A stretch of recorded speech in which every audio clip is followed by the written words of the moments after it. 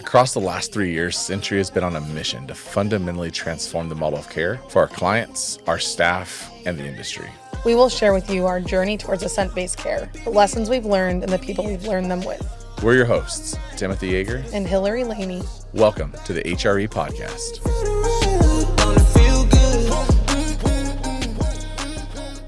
Nicole, thank you for joining us. Welcome. Yes, thank you. I'm excited to be here. Yeah. Tell us about yourself.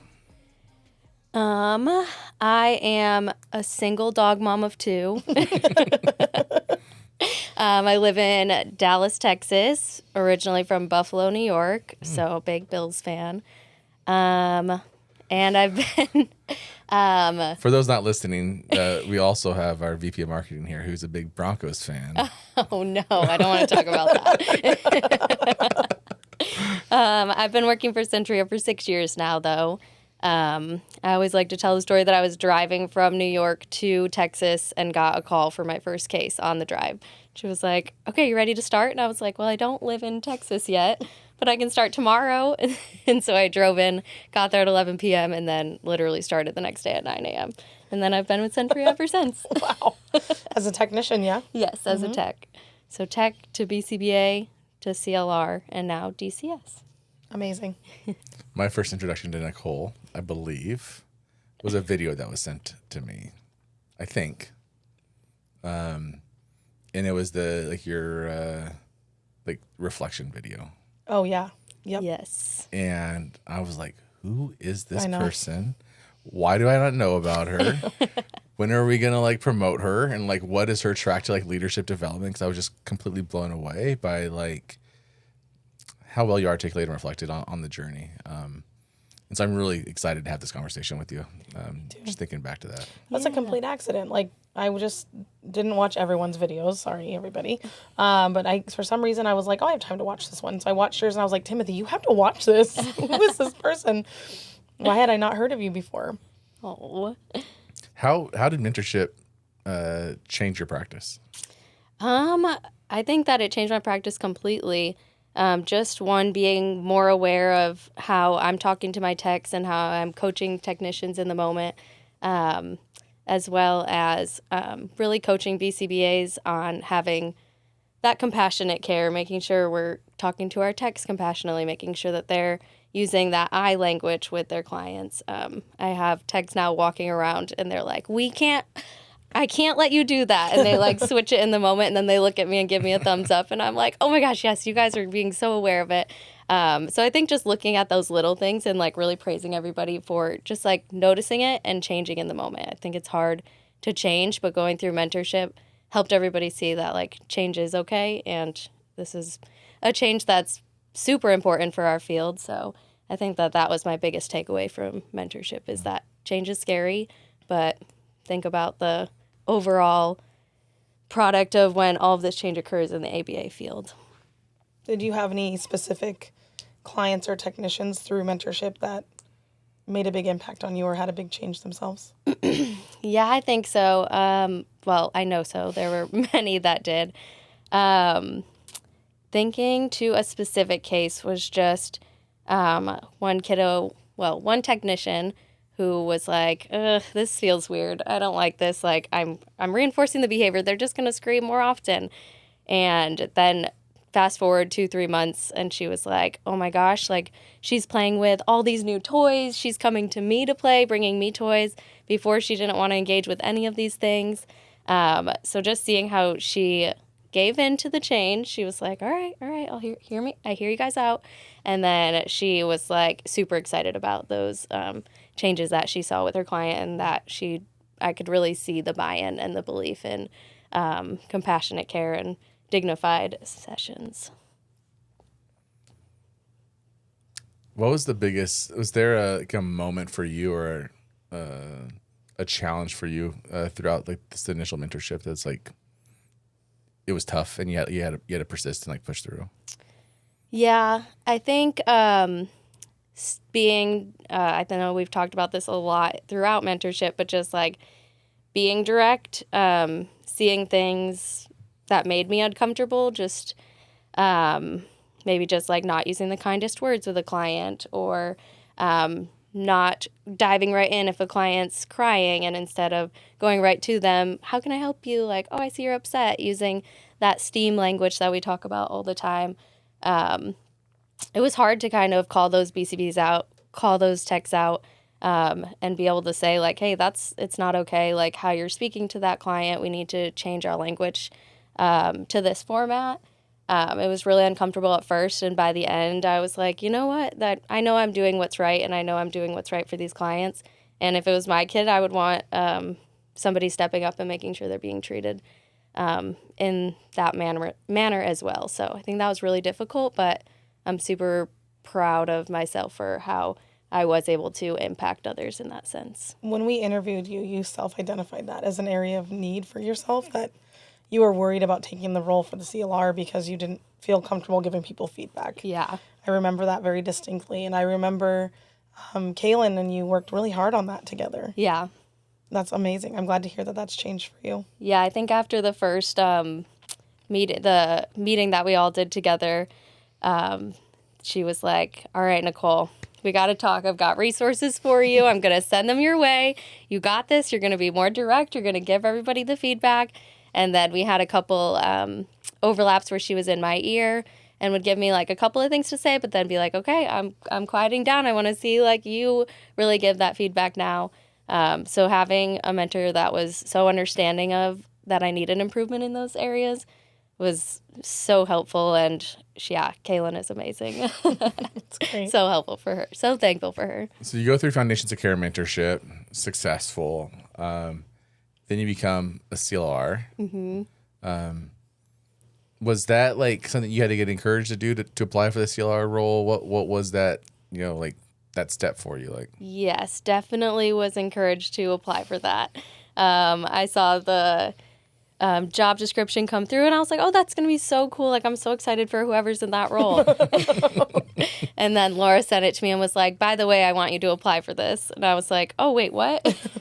And she was like, yeah, like, you got to do it. You got this. And I was like, I will do it, but I just want you to know, like, I'm really uncomfortable doing that. And she was like, it's going to be okay. Like, I'll support you through the whole thing. So I applied, had the interview, took a lot of deep breaths before I met with you guys. And then I was just super honored to get it and to be able to grow 110% in my confidence and just in the field in general. It's incredible how many moments you hear SBT, like, I know. Hear the values of and practice of SBT within, like, everything. Mm-hmm. In a supportive relationship. Yep. Taking a risk and challenging yourself, right? Yes. And learning and growing through that.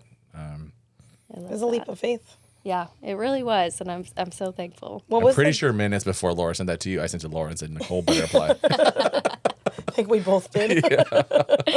Well, thank you guys too then. Who was your mentor in your first round? Ed was my mentor. I thought so. Did he send it to you too to apply?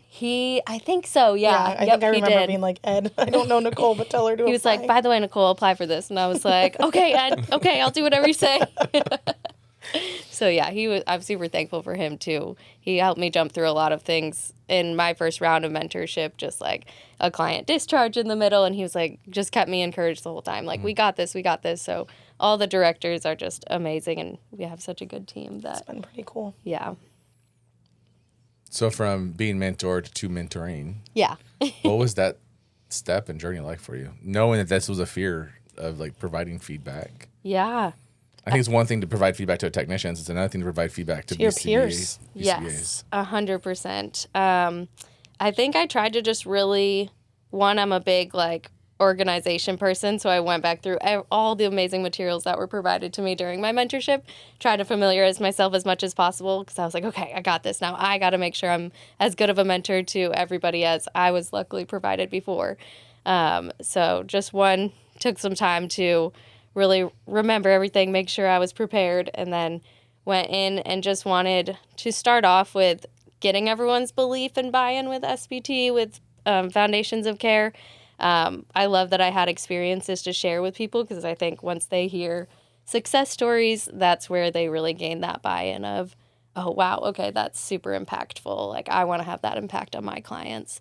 So just kind of going with a lot of personal life experiences that I shared to become a mentor too as well. Were there moments where you questioned yourself? Yeah, absolutely. Even just in the middle of an overlap, trying to reflect on what I'm seeing the client is doing, the tech is doing, and maybe I gave feedback in that moment, and then I was like, wait, no. And then I honestly would call myself out and be like, hold on. let's work together here and collaborate more. I think we could go about it a different way. So yeah, always self-reflecting, changing maybe what I said originally, but making that known to others too. The CLR role was a bit of an experiment for us, and it wasn't always easy. Did you have any, I mean, you all signed up for it and jumped into it with some questions. Like, how did you navigate the beginning stages of that as we were kind of figuring things out? Yeah, I think my first overlap, Kaylin and I were on, and we're G-chatting separately while we're doing the Zoom, and I'm like, okay, what am I supposed to be doing in this overlap? And she's like, hold on, like, I'll take the lead a little bit more. So again, just like watching from observing. And then we immediately got off, and we were both like, okay, let's revisit this. What should we be saying to the BCBA in that moment? Should we be bringing it all up right then and there, or like taking some feedback for later? And then I actually asked to overlap a couple other CLRs and see how their overlaps were going. So I kind of pulled a little bit from everybody, and then I think we had more meetings about what overlap should look like, how we can really make them as meaningful as possible.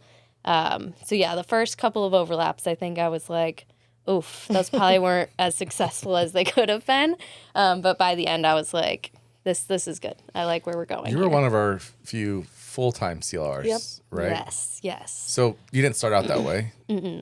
So initially you had a caseload, and at some point we had some transitions in directors, right? And you became a full-time. What was that transition like, going from being like part-time to fully like supporting other BCBAs? It was weird at first because I was like, wait a second, I don't have any clients of my own. This feels uncomfortable. But then it was just mostly figuring out time management, figuring out the best way to manage my time of my schedule, how I was going to meet with, I think we had 22 Texas clinicians at first. So I was like, Hillary, do I need to see all of them each week? And she was like, yes. I was like, oh, okay. I really got to figure this out then. So just kind of worked with everybody to make sure I had like time slots for them to look on my calendar. And then really diving deeper into how I can make every overlap as meaningful as possible, how I can even have one-on-ones with clinicians who needed help writing foundational plans. So just kind of structuring my schedule in that manner, I think, to get the most out of it. Texas had a lot. It's a big area. Yes. There's a lot of people, and it's very spread out. So you had some density in some areas and then not so much. There were some challenges, though. In some specific areas and clinics, we talked with us about what those challenges were and how you navigated them. Yeah, I think I think for the centers that I wasn't able to go into in person, or who maybe didn't have the initial training in person, might not have had as much buy-in to begin with. And so I think when I was able to go out in person, luckily, a couple months in and really talk with everybody there, then getting that buy-in was easier. But I think when everything's done virtually, it was a lot more difficult. It's challenging. Just like not seeing people face to face, like not getting that same energy of like, yes, this is awesome foundations of care. Like think about the impacts on your clients, on the families. If you're not having those like day-to-day conversations with people, I think you're just like, oh, it's just something else we have to do each day, unfortunately. But if you do talk to somebody who's compassionate and excited about it, that's where I feel like that just like bleeds into other people of like, oh yeah, like, yeah, she's excited. I want to be excited about this too. This is cool. So for someone who's like nervous about conflict and direct feedback, we kind of just threw to Cap 6, like with some of the places that you had to go and mentor. And we've talked about in this podcast that like not every center was necessarily receptive and open to what we were trying to accomplish. Like, how'd you navigate those difficult times? So when I was able to go in person, I tried to take some time to just kind of observe at first, see what I was seeing. If I needed to absolutely jump in right then and there, then I did. But if it was more things I could take back, have a conversation with Kaylin, or another director to make sure we have the correct steps to move forward, whether it was a certain BCBA or maybe a technician. I think having that conversation first and then pulling the BCBA aside, talking about where they're at as far as mentorship goes, what their beliefs are for compassionate care and such, and being straightforward, like, this is the direction Centria is going. If we don't have that buy-in, then it might not be, unfortunately, the best company for you. I'm trying to think of the best way to word this question. You spent a lot of time training a lot of people in Texas. It was a big market. Mm-hmm. And in some cases, we had full buy-in by the end. And in some cases, we did not have full buy-in from the end. Mm-hmm. And I would not say that that was a failure. Yeah. It's learning, it's growing, it's data for us. But I guess, not everyone listening to this podcast is going to have an experience like always positive, that always ends in a success. Mm-hmm. So if you think about the couple of places that you supported that maybe didn't get all the way there, mm-hmm. what lessons do you think are there for others, or as we move forward to try to continue that journey with those areas, what lessons are there that we can learn, that we could take forward? Yeah, I think that everybody has the ability to have flexible thinking, right? So I think you can kind of tell as you start that conversation with somebody if you're going through a bigger change. Are they willing to change their ways, to buy into the process, to be flexible? Or are they kind of more stuck in the old ways, not willing to move forward? And then I think we take that, work through that with those individuals. And unfortunately, if they're still not buying in, I think that that's a conversation to have with the clinician of where there might be terminations or there might be people we have to let go if they're not willing to have that flexible thinking. And so I think that's just something that I took away from it is I feel like I gave it my all of like, I truly am like super compassionate about foundations of care and SBT and all of our clients. So I want to have that same relationship with all of the clinicians at Centria. And when I had conversations with people, I think there were times that I was like, I don't know if we're on the same level here. So maybe pulling from that in the future of having those hard conversations, I guess. It's a hard jump for BCBAs to go from a process of like the student is always right Mm-hmm. to like you could become in a director role and you're like, and you want to like save every every BCBA someone or every employee is somebody that like if they're not performing well, it's on me and I need to continue to do the work. And, yeah. David, our CEO, talks a lot about it. I shift a little bit. It's like values. Is it a value deficit, like a misalignment, or is it a skill misalignment? Yeah. If it's a skill misalignment, we're going to provide all the support that we can for you. If it's a value misalignment, probably not the right place, right? And we've had this, like, I remember we've had to figure out how to like build alignment across the organization. We first started with like the like motivational approach, right? Like standing and preaching and just like You crap on it, but it worked for some people. it did work for some people, right? But not everybody. But it didn't work for everybody, Yeah. right?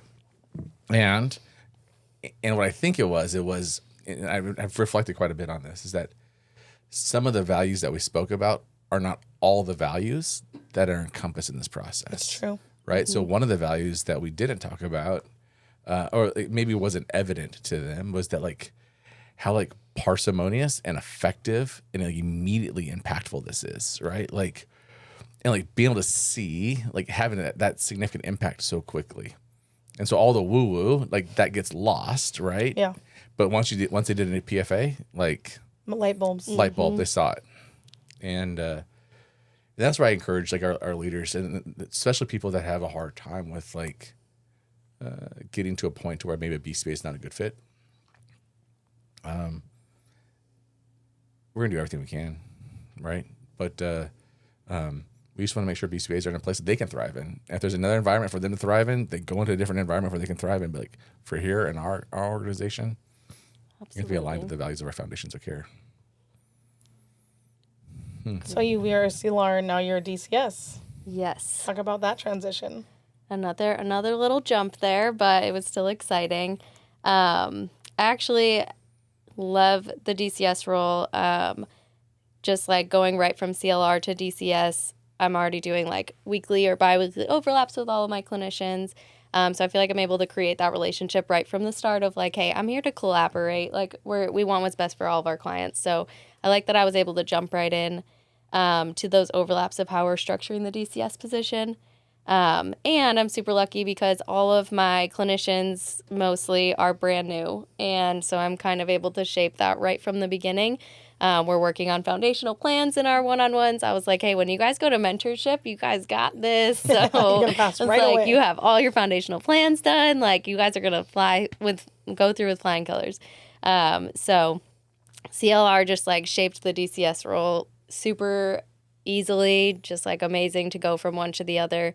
And then I also have just like a wonderful team of clinicians who are all bought into the process. And I'm just super lucky.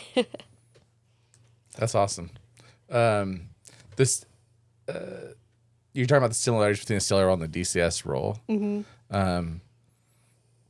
To be a DCS, you have to be comfortable with providing feedback. Yes, definitely. And so do you see that the CLR role has really prepared you in that way to like have those conversations with your team? Oh, yes, 100%. I think I've only been in the CLR role for the DCS role for a month and a half now. And I've already had to have multiple hard conversations, whether it was parents or maybe with a technician or a clinician. And I was like, you know what? I got this. Like, just going to go through it. It might be hard in the moment, but we're going to take a deep breath after and know that it was for the best. So, yeah, absolutely. I think that's a cornerstone of leadership, right? Being able to not just have hard conversations, but do it well, like in a way that cares for others. Yeah. Yeah, absolutely. I have a good friend. Her name is Dr. Joanne Powell, and learned a lot from her when I was in grad school. I learned she's a good model. I didn't really learn it at that time, but she was a good model in that she could provide feedback. She could ask people to do things in a way that people would. And people loved the feedback and welcomed it. And if I said the same things and like I did the same what, but not like how she did it, it was offensive, right? And there's a skill there. And I think what I've heard from a number of CLRs is that when you're providing feedback to your peers, they ain't your employees, right? They're your peers as a clinical leadership resident. Like you got to learn how to provide that feedback in a way that like builds trust and rapport, and because there ain't no negative reinforcement contingencies in that relationship, right? Yeah, 100%. Go ahead. Same trust and rapport you need to have with your clients to give them feedback, right? For sure. Because it's a different look. The feedback looks different, but it's the same idea. What's next for you? Good question. Well, I'm just getting started in the DCS role. So I think just really making sure that my team is confident in all things foundations of care. In SBT, if their clients need it, I want them just to be able to dive right in and do it with confidence. And just make sure that our team as a whole is a team that all flows together. Like we all are BCBAs, we all want to work together and collaborate to have the best possible outcomes for all of our clients. So I think just continuing to work hard in that role, strengthen my relationship with all my brand new clinicians, and then go from there and just keep working for Centria because I love it. Could you identify something like one component, if you could, of the foundational plan that is integral for client success that may even prevent a client from needing SBT? Oh, yes. I think that just the therapeutic alliance is the section that I really dive in first to, because I think if you have enough details there, we can keep a good synthesized environment reinforcement for them. And if any tech subs in, they're able to really know that client, if they're speaking to the client in the correct manner, if they're having the right materials around, then it's going to be really hard for that client to go into behaviors Hopefully if anything, we just see precursors and know like high intense or dangerous behaviors because the technician has that plan right there of how to treat the client, how to speak with them. So I think that's truly like one of my favorite parts of the plan is looking at that therapeutic alliance. We've talked about how you've changed across your different roles, but being a tech for Centria, a BCBA for Centria, a CLR for Centria, and now a director, how have you seen Centria change? Ooh, that's a good question. Well, Texas has changed extremely, but if I'm speaking as Centria in all, I think that just the support to the clinicians and even the trickling down to the technicians too, because as a tech, when I first started, I didn't always feel as supported. I was like, who do I go do for this? Who do I go do for this? It was kind of confusing being an in-home technician. But now, after 6 years, I think that it's a really much more simplified process of who we can go to for questions as far as techs go. Knowing that they have the DCS to go to if their clinician isn't available.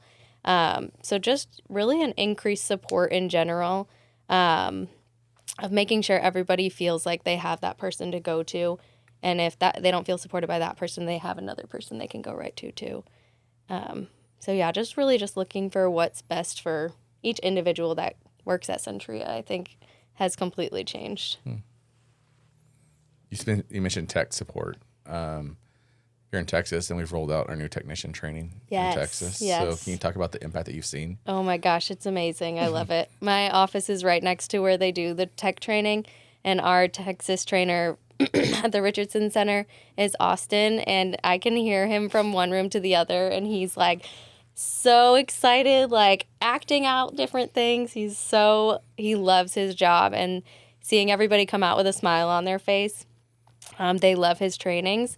I also just got to speak with a technician who used to work with Centria, and she went through the online training, and then she just came back and went through the in-person training, and she was like, I love it. I learned so much more. This is amazing that we've rolled out this in-person training. So yeah, it's been so impactful in Texas, and I'm just excited as each week when we get a new crew coming in for training, our tech trainer will be like, Nicole, I have another class coming in today. And I'm like, yeah, let's go. Austin's the one that we saw the interview of. Yeah. Yeah. Oh my gosh, he's amazing. It was a great interview. Fun fact is an email just went out to Austin. He's to be interviewed on our Do Wonders podcast. Oh, that's great. Yeah. Yay. Yeah. That's amazing.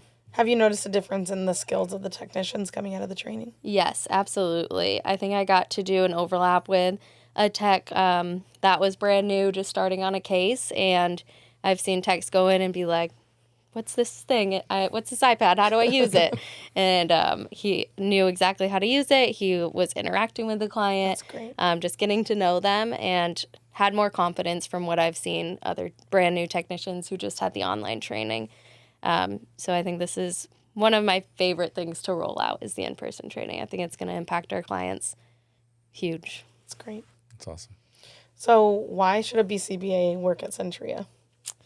Ooh, I think that first, if you want the best treatment for your clients, I think this is the place to go. I think that we value compassion so much that coming to Centria just speaks for, if you know about the foundations of care and you come to Centria, I think that you're going to be able to see the true impact that Greg Hanley's ideas have on our clients. Using STEAM, you'll get to learn more ways to communicate with your clients when they are going through hard times, how to reinforce precursors instead of leading to high intense and dangerous behaviors. So I think overall, if you come to Centria, you know that you're going to be a supported clinician, you're going to better your skills, and just be able to learn how to have those best outcomes for your clients. Thanks for that. Last question. What's your HRE? Ooh, definitely sitting on my patio with both my dogs, hopefully not barking, glass of wine in my hand, reading a nice psychological thriller. What kind of dogs do you have? I have an Australian Coolie named Hazel and a black lab named Macaroni. Macaroni, that's so cute. She is a dork. Once again, just thank you. Thank you for coming here. Thank you for making this trip. Thank you for the work that you're doing. What I didn't say at the opening is that when I saw your video, it gave me a great amount of hope that we have incredible people in our organization that can like really lead the change that we need to lead. One thing I talked to Hillary about was like, I had an idea, right, of what we wanted to accomplish as an organization. Hillary came on board and like was like tasked with like trying to figure out how to execute it, but we couldn't do it on our own, and we needed people that could buy in from the start and people that could lead, and you reflect that. So I want to thank you for that. Oh, well, thank you. I appreciate the work you guys have done in making Centria a better place to work for. It's been a pleasure to watch you grow. I'm so happy to call you a DCS for us. It's been, I don't think you would have seen that coming because you were so hesitant about the CLR role, but it's been really wonderful to watch, and I'm so glad that your clinicians have you and that we have you as a leader. Thank you. I appreciate it. And that concludes another episode of the HRE Podcast. Thanks for listening. If the HRE Podcast is a part of your synthesized reinforcers, let us know what else would make the perfect reinforcement context for you in the comments below, and join us next time.